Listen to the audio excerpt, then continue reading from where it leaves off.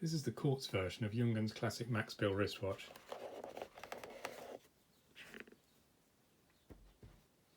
The watch has a white dial, and then there are the combination Arabic and baton indexes. There's also an aperture for date. The hands are luminescent, and then there are also luminescent markers at 12, 3, 6 and 9 o'clock. It's fitted to a dark brown Junghans strap. There's a plain pin buckle, and then the case back has the Max Bill facsimile signature.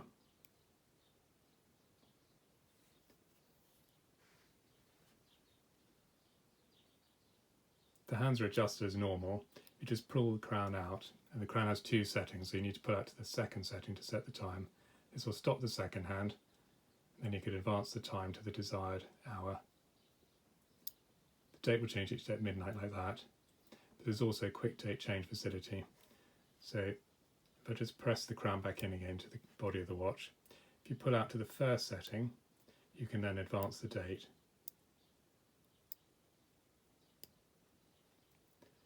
It's a 38mm diameter case.